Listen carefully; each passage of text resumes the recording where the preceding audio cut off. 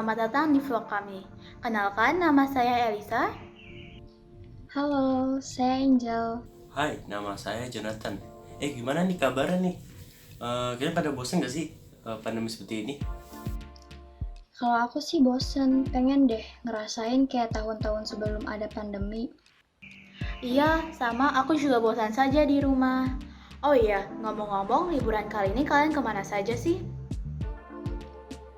Aku sih liburan di rumah aja. Aku liburan kali ini pergi ke kampung halaman. Kalau kamu gimana, Jo? Liburan kali ini kamu kemana saja? Aku liburan pergi ke Taman Safari di Bogor. Wah, kamu ke Taman Safari ternyata.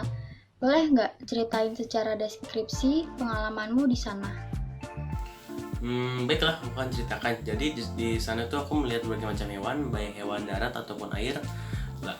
Lalu juga ada beberapa hewan yang aku kenal, yaitu ada harimau, kuda nil, terus ada ikan arapaima, dan juga ada jerapah. Tapi ada satu hewan yang menurut aku itu menarik sih. Binatang apa itu, Jo? Ya, jadi binatang yang menurut aku terkesan itu beruang madu. Ya kenapa ya? Karena menurut aku itu binatang itu menarik sih untuk dilihat. Oh iya, Jo. Kamu tahu gak sih ciri-ciri dari beruang madu yang kamu sebutkan tadi? Ya, jadi ciri-ciri beruang madu itu yang kemarin aku lihat sih itu kalau nggak salah bulunya warnanya sekitar pendek ya, rambutnya itu pendek berwarna hitam. Terus kecuali bagian moncong itu warna bagian abu-abu. Terus dia memiliki jari 5 jari yang kuat sama seperti kita nih, tapi lebih kuat dari dia. Terus lalu di bagian dadanya itu ada bintik-bintik menyerupai huruf V, atau juga dari dagunya itu berwarna jingga. Jadi itu sedikit sih aku ceritain ciri-ciri dari beruang madu. Aku pernah baca kalau beruang madu itu masuk dalam film Chordate dan kelas mamalia. Iya tuh, benar tuh. Zookeeper di sana juga menjelaskan bahwa nama latin dari beruang madu itu kalau nggak salah adalah Elarthrod malayanus. Lalu juga hewan ini juga termasuk karnivora yang makan daging. Terus kalau tidak salah aku dengar itu hewan bahasa Indonesia, berasal dari Sumatera Utara dan Bengkulu. Wah, kamu tahu banyak ya ternyata. Oh iya, jelas dong, soalnya aku sama perhatian zookeeper. Oh iya, ngomong tadi Elisa lebaran pulang kampung ya? Kamu kemana aja sih? Aku berangkat dari Garut, terus mampir sebentar ke Purwakarta, lalu melanjutkan perjalananku ke Sukabumi.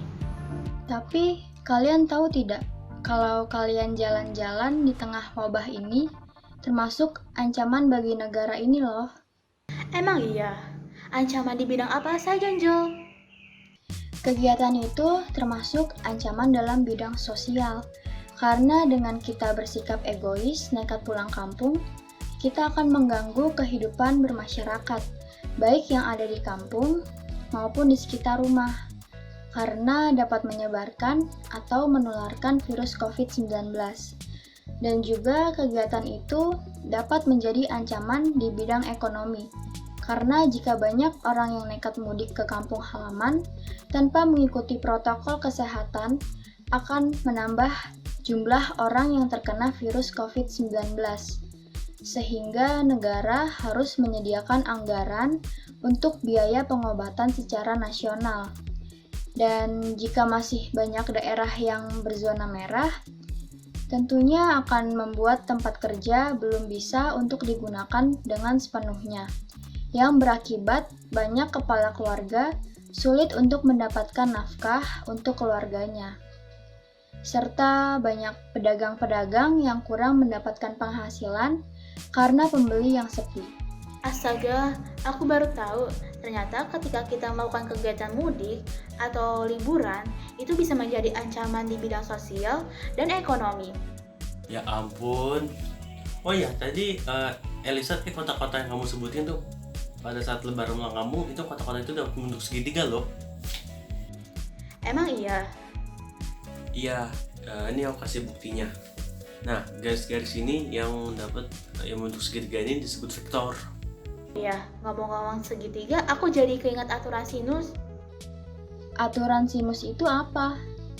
Aturan sinus adalah sebuah Aturan yang diturunkan berdasarkan hubungan perbandingan nilai sin dari suatu sudut dengan panjang sisi-sisi pada segitiga. Aturan ini bisa digambarkan dari perjalanan yang saya lakukan dari Garut ke Purwakarta, lanjut ke Sukabumi. Nah, dengan adanya perjalanan itu, tersebut membentuk segitiga sembarang. Nah, rumus dari aturan sinus itu adalah A per sin A, B per sin B, C per sin C, atau lebih lengkapnya bisa dilihat di gambar tersebut. Taga bener juga ya. Oh ya, dari percakapan kita tadi ini Tata udah banyak loh pengetahuan yang kita dapat. Iya, betul sekali. Oh iya, aku baru ingat. Kemarin aku membaca sebuah puisi yang menggambarkan keadaan seseorang. Aku bacain ya. Harapanku. Tuhan, hamba-Mu berdoa saat ini. Pulihkanlah dunia ini dari wabah penyakit ganas. Dengan kasih karunia-Mu. Ampunilah umat-Mu ini. Maafkan mereka atas dosanya. Mereka terpengaruh akan nafsu. Nafsu yang membuat-Mu marah. Engkau tahu semuanya itu. Tolong hentikan semua ini. Biarkanlah kami hidup semula, tanpa adanya rasa takut. Kehidupan yang sukacita, rasa aman yang menyelimuti. Atas berkat-Mu dan karunia-Mu, kami berharap semua kembali. Nah, itu isi puisinya. Kalian tahu maknanya? Maknanya, seseorang yang berharap kepada Tuhan agar semua persoalan atau masalah di dunia ini bisa segera berakhir dan kita bisa hidup kembali seperti semula. Ya, begitulah. Dengan adanya puisi tersebut, kalian harusnya sadar untuk tidak keluar rumah walaupun merasa bosan karena banyak orang yang harus menahan ego mereka agar tidak merugikan orang di sekitarnya. Astaga, aku harusnya tidak jalan-jalan ya.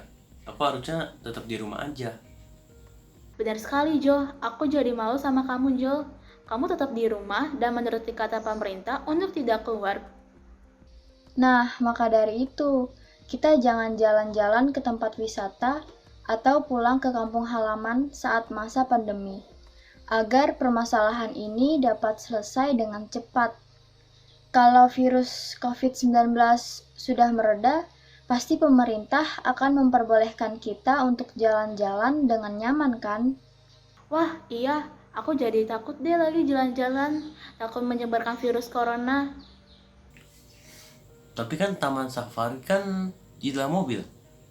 Ah, sudahlah, benar kata kamu Jel. Kita harusnya tidak boleh jalan-jalan dan juga kita tidak boleh pulang kampung. Nah, iya betul tuh Jo. Iya, udah jam 11. Aku jemput mamaku dulu ya. Oh, oke deh. Oh ya Angel, jangan lupa untuk cuci tangan dulu, terus juga pakai masker dan yang pasti juga selalu jaga jarak ya. Nah, betul tuh Jo. Kita harus mematuhi protokol kesehatan dalam berpergian, baik secara dekat maupun secara jauh. Sekian dari kelompok kami. Terima kasih dan apabila ada kesalahan mohon maaf. Bye bye.